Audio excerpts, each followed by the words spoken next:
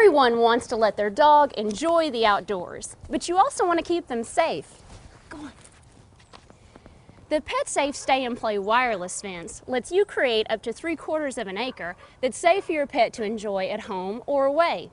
This video will walk you through how to set the Stay and Play system up so that your yard can become their playpen and you'll have more peace of mind. The system works for pets weighing at least 5 pounds, but it's great for small and large dogs. It works by transmitting a radio signal that creates a circular containment area. Your pet wears a receiver collar that signals him if he tries to leave the boundary area. Once trained, your pet can roam freely and safely in the containment area. To set your system up, choose the location for your transmitter. Consider your yard and the area you want your dog to be able to enjoy. The transmitter is in the center of the area. Place the transmitter at least 2 to 4 feet off the floor and in an area that is dry and well ventilated. You may wish to mount the transmitter on the wall, using the mounting template on the back of the transmitter. The unit should be at least 3 feet away from large metal objects to get the maximum coverage area for your pet, but also near a standard wall outlet. Remember not to place anything on top of the transmitter. Switch the unit to low if you want the area for your pet to be less than 45 feet, and high if you want it to be greater than 45 feet. The receiver collar that your pet wears is rechargeable. It's a quick charge unit and will have a full charge within about 2 hours. This will last 2 to 3 weeks, depending on how many times your dog challenges the boundary. Fully charge the unit before you begin testing your system.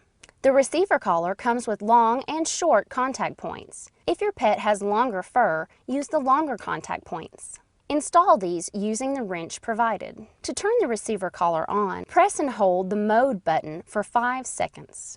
The indicator light will turn on. You will press the same button to turn the collar off. With the collar on, hold the test light tool provided on the probes. Now walk out into your yard.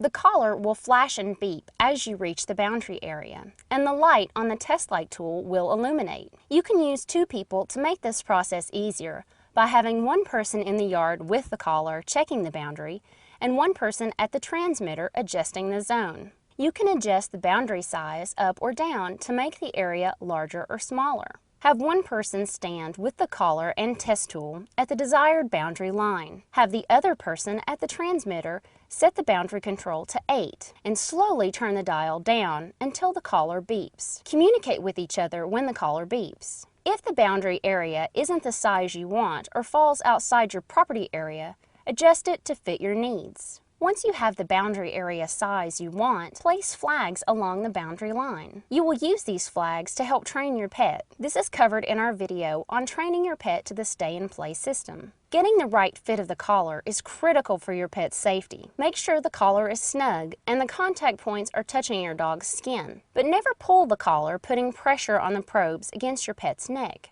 Here are some important things to know about the receiver collar. Make sure you remove the collar from your pet at night. The collar should not be more than 12 hours per day. Clean the collar probes regularly.